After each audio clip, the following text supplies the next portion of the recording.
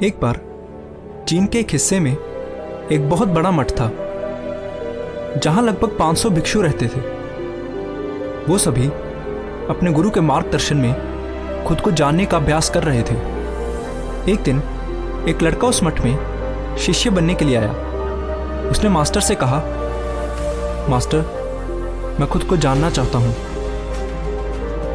मैं सच की तलाश कर रहा हूं। मैं पता लगाना चाहता हूं कि सच क्या है। मास्टर ने उसकी ओर देखा और कहा कि अगर तुम सच जानना चाहते हो तो तुम्हें अपना पूरा जीवन दांव पर लगाना होगा। सच को जानने में तुम्हारा पूरा जीवन लग सकता है और फिर भी इस बात की कोई गारंटी नहीं है कि इस जीवन काल में तुम्हें सच का पता लगेगा या नहीं। क्या तुम इसके लिए तैयार हो? शिष्य ने कहा, मास्टर, मैं यहाँ पीछे मुड़ने के लिए नहीं आया हूँ, मैं इसके लिए तैयार हूँ। गुरु ने कहा, अगर ऐसा है तो एक काम करो, इस मठ में 500 भिक्षु हैं, तुम उनके लिए चावल कूटने का काम करो। बस सुबह से शाम तक चावल को कूटते रहो। जब तुम थक जाओ तो सोने चले जाओ और फिर अगली सुबह उठकर चावल कूटना शुरू कर दो। इसके अलावा कुछ और मत करना, किसी और चीज़ के बारे में मत सोचना। बस इस रास्ते पर चलते रहना और दोबारा मेरे पास मत आना। ज़रूरत पड़ने पर मैं खुद तुम्हारे पास आऊँगा। उस लड़के ने गुरु के आदेश का पालन करते हुए चावल कूटना शुरू कर दिया। उस मठ में 500 शिष्य थे। उन सभी को समय समय पर भोजन की आवश्यकता पड़ती थी, इसलिए वो सुबह बहुत जल्दी उठ जाता था और देर रात तक चावल कूटता रहता था। जब वो थक जाता तो उसी कमरे में सो जाता जहां वो चावल कूटता था। वो किसी से बात नहीं करता था और ना ही कोई उसके पास बात करने आता था। कुछ महीनों तक चावल कूटते हुए उसके मन में पुराने विचार आते रहे, लेकिन जब उन विचारों को कोई नया विषय नहीं मिला तो वो अपने आप ही मिट गए। धीरे धीरे उसके मन में विचार कम होने लगे। कुछ सालों के बाद तो वो अपना नाम तक भूल गया। वो हमेशा चुप रहता और विचारहीन अवस्था में बस चावल कूटता रहता। उसने ना तो कभी ध्यान किया था और ना ही कभी कोई शास्त्र पढ़ा था।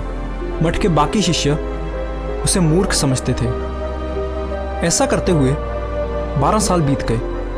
12 साल बाद एक दिन मास्टर ने घोषणा की कि अब मेरा आखिरी समय आ रहा है और मुझे अपना उत्तराधिकारी चुनना है जो मेरे बाद इस मठ का मुखिया होगा। इसलिए मेरा कोई भी शिष्य जिसे लगता है कि उसे आत्म साक्षात्कार हो गया है और उसने खुद को जान लिया है, वो रात को मेरे दरवाजे के पास आकर इस दीवार पर कुछ पंक्तियां लिखे जिसमें उसकी ज़िंदगी का सारा अनुभव समाया हो। कई शिष्यों ने ऐसा करने के बारे में सोचा। मठ के प्रमुख शिष्यों में से एक ने वहां जाकर कुछ पंक्तियां लिखी। उसे बौद्ध धर्म ग्रंथों का बहुत ज्ञान था। सभी शिष्यों को लगता था कि वो इस मठ का उत्तराधिकारी बन सकता है। उसने लिखा था कि मन एक दर्पण की तरह है जिस पर विचारों और इच्छाओं की धूल जमा हो जाती है। इस धूल को हटाने के लिए ही ध्यान है। जिसकी धूल हट जाती है और मन का दर्पण साफ हो जाता है, वो मोक्ष को प्राप्त कर लेता है।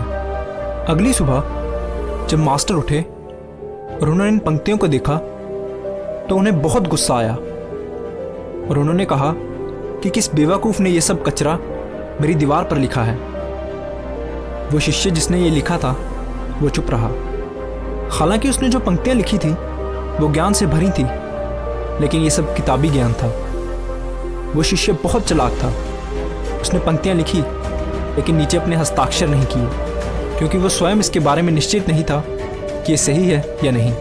क्योंकि उसे आत्म साक्षात्कार नहीं हुआ था, गुरु ने इन पंक्तियों को पूरी तरह से खारिज कर दिया। ये देखकर सभी हैरान रह गए। ये घटना पूरे मठ में चर्चा का विषय बन गई। इस विषय पर बात करते हुए 2 शिष्य उस शिष्य के पास से गुजरे जो 12 साल पहले यहाँ आया था और दिन रात बस चावल कूटता रहता था। दोनों की चर्चा सुनकर वो धीरे से हंस पड़ा। दोनों शिष्यों ने उससे पूछा कि तुम क्यों हंस रहे हो?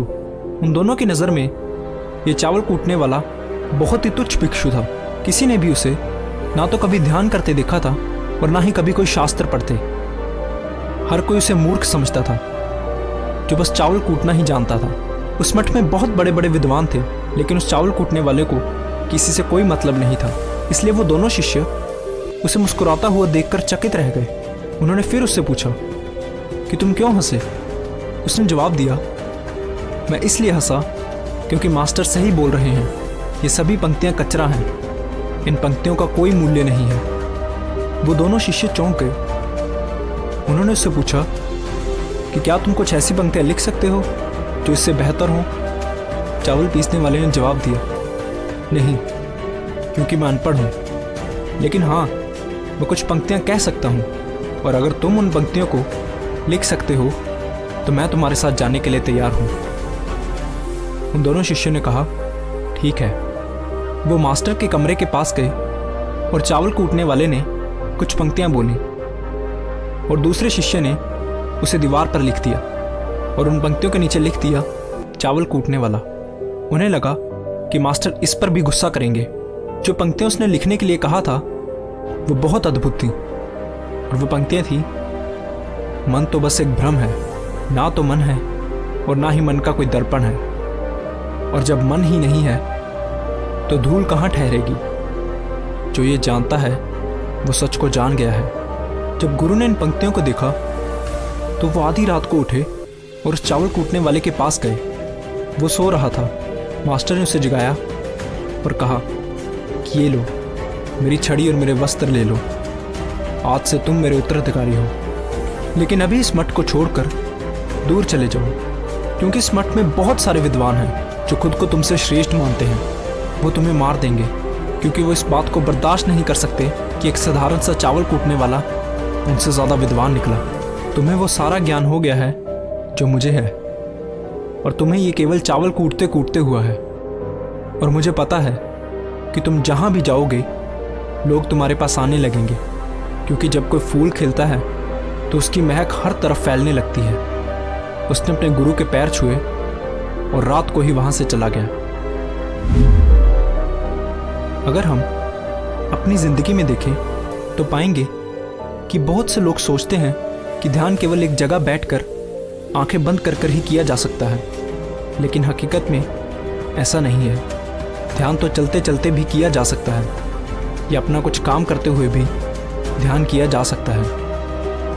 असल में ध्यान का मतलब ये है कि आप जो भी काम कर रहे हैं उसे इतनी शिद्दत से करें कि आपको अपने शरीर का ख्याल भी ना रहे। बिल्कुल उस चावल पीसने वाले की तरह, जो चावल कूटने में इतना मगन हो गया कि उसे खुद का कुछ ख्याल ही नहीं रहा। चावल कूटते हुए ही उसने आत्म साक्षात्कार प्राप्त कर लिया। इसी तरह ज़ेन का अर्थ है हर समय वर्तमान में रहना और कुछ नहीं सोचना, क्योंकि मन तब तक ही है जब तक विचार है। जब विचार नहीं रहेंगे तो मन भी गायब हो जाएगा, और जब मन ही नहीं रहेगा तभी केवल तुम अपने आप को अच्छे से जान पाओगे।